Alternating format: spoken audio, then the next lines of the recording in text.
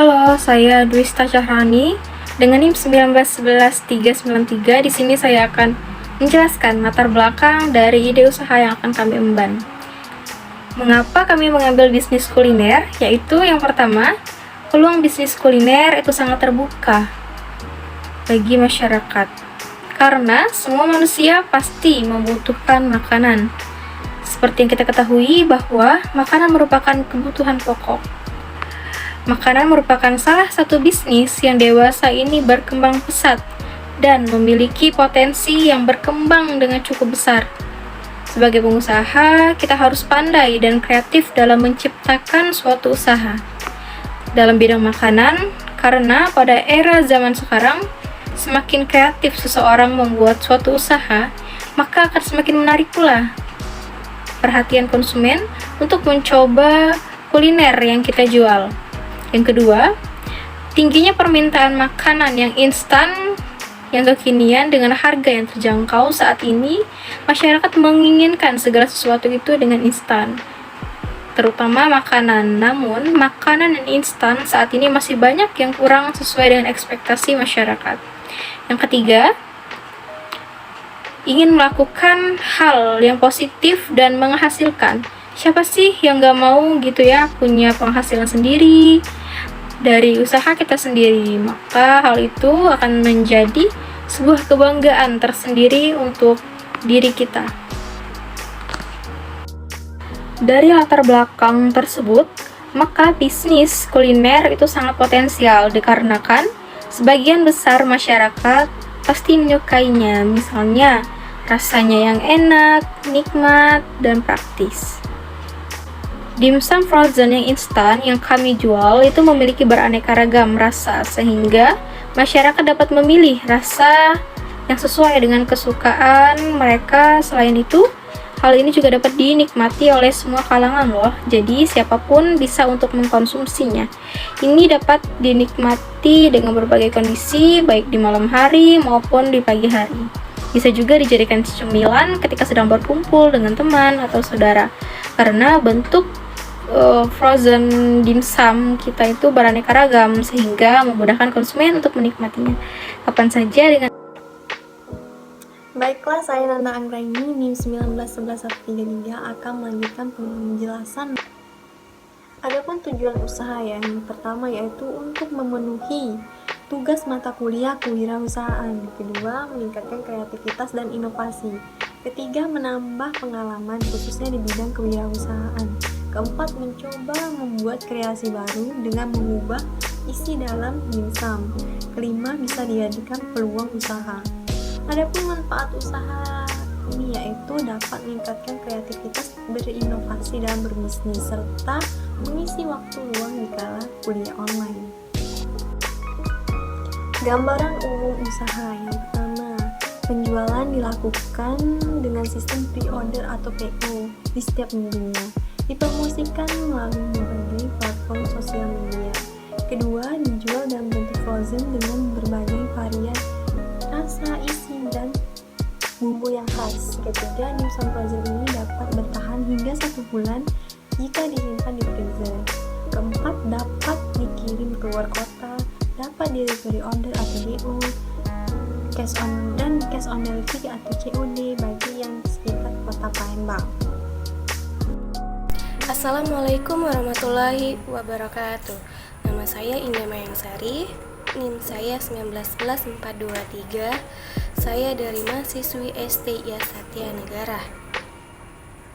Setiap usaha yang dijalankan pasti ada yang sukses dan pasti ada yang belum sukses.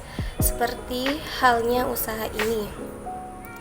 Ada beberapa hal yang menurut kami menghambat dan sangat mendukung dalam menjalankan usaha ini. Faktor penghambat yang pertama, banyaknya usaha yang sama. Yang kedua, harga bahan baku tidak stabil. Faktor pendukung yang pertama, kondisi peralatan yang memadai. Yang kedua, higienis dan harga yang relatif yang terjangkau merupakan salah satu bagian produk yang disukai oleh kebanyakan masyarakat. Yang ketiga, memiliki perbedaan rasa yang berbeda dengan dagang yang lain. Analisis SWOT. Yang pertama, strength atau kekuatan. Yang pertama, menyukai tantangan.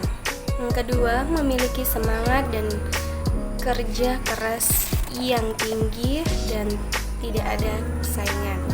Selalu ingin mencoba dan belajar dari hal yang baru. Yang kedua, weakness atau kelemahan. Yang pertama, kurangnya dalam mengatur waktu. Yang ketiga, opportunity atau peluang usaha. Yang pertama, memiliki rasa yang enak. Yang kedua, memiliki kemasan yang menarik dan berbeda dengan yang lain. Memiliki kemasan yang menarik dan digunakan kembali. Contohnya, dimsum dikirim ke luar kota atau bisa COD dalam dan DO. Yang keempat, threat atau hambatan. Penjual lain menjual lebih murah dengan kuantitas yang lebih banyak. Bismillahirrahmanirrahim. Assalamualaikum warahmatullahi wabarakatuh. Yang saya hormati Ibu dosen selaku daripada mata kuliah Kewirausahaan, Ibu Rohmial. Perkenalkan, saya Zahid Ridho Ahmad dengan NIM 1811159. Baiklah, di sini saya akan melanjutkan penjelasan daripada tugas kelompok wirausaha. Di sini yang pertama saya akan menjelaskan tentang aspek pemasaran. Nah, aspek pemasaran ini bisa dilakukan dengan media sosial, contohnya dengan via WhatsApp. Via WhatsApp misalkan kita membagikan ke teman-teman kita yang ada di WhatsApp, atau bisa di-tag ke grup-grup WhatsApp tentang tata cara untuk berwirausaha tentang kuliner seperti itu. Kita ambil contoh yang kedua, yakni menggunakan via Facebook. Mungkin ketika kita membagikan di Facebook ini, kita bisa membuat sebuah video yang nantinya akan kita upload melalui status atau history kita di Facebook. Selanjutnya yakni ada langkah-langkah promosi. Bisa menggunakan poster, lalu mengupload poster tersebut di media sosial. Lalu di sini yang ketiga ada strategi dalam memasarkan kuliner. Strategi ini yang pertama, mengadakan promo besar-besaran. Nah, seperti itu. Artinya ketika misalkan kita mempromosikan suatu kuliner atau makanan, misalkan beli 2 gratis 1 gitu kan, untuk menarik minat daripada pembeli seperti itu. Selanjutnya, melayani konsumen ini dengan baik dan juga menjaga komunikasi dan sikap kita terhadap konsumen. Artinya dengan konsumen itu merasa nyaman dan puas, insya Allah kuliner yang kita pasarkan akan berjalan dengan baik dan lancar seperti itu. Lalu selanjutnya di sini ada antisipasi di masa depan. Untuk mengantisipasi adanya saingan yang lebih unggul daripada kuliner kita, di sini kita harus memperhatikan yang pertama kekurangan daripada pemasaran kuliner kita sendiri seperti itu. Artinya memperhatikan kekurangan tadi, kuantitas, kualitas, dan harga itu kita harus perhatikan kembali. Lalu tujuannya agar semakin hari usaha yang kita buat akan semakin baik tentunya seperti itu. Lalu kita juga harus menjaga mutu produk. Nah, dalam menjaga mutu produk ini harus kualitas yang lebih diutamakan seperti itu. Baiklah, mungkin itu saja yang dapat saya sampaikan untuk materi kuliner. Di sini akan saya bacakan kesimpulannya, kesimpulan dari presentasi baik dari saya dan juga teman-teman saya yang lain.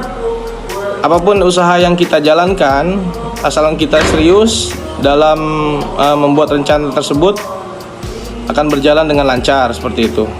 Dan juga sebuah usaha adalah kemauan, kegigihan, ketekunan, lalu kita harus berinovasi.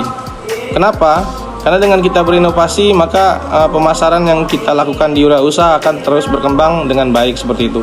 Lalu juga kita harus memperhatikan ketekunan, terus juga kita harus bekerja sama di sini dalam artian antara karyawan dan juga pemilik kuliner tadi harus bekerja sama dengan baik demi mencapai target seperti itu. Dan juga kita sebagai penjual wirausaha tidak boleh harus yang namanya takut dalam gagal seperti itu. Karena kegagalan sesungguhnya itu adalah keberhasilan yang tertunda. Ya, mungkin ini saja Ibu yang dapat kami sampaikan. Kurang lebihnya kami mohon maaf. Kepada Allah kami mohon ampun. Wallahu wal muwaffiq ila aqwamit thoriq. Assalamualaikum warahmatullahi wabarakatuh.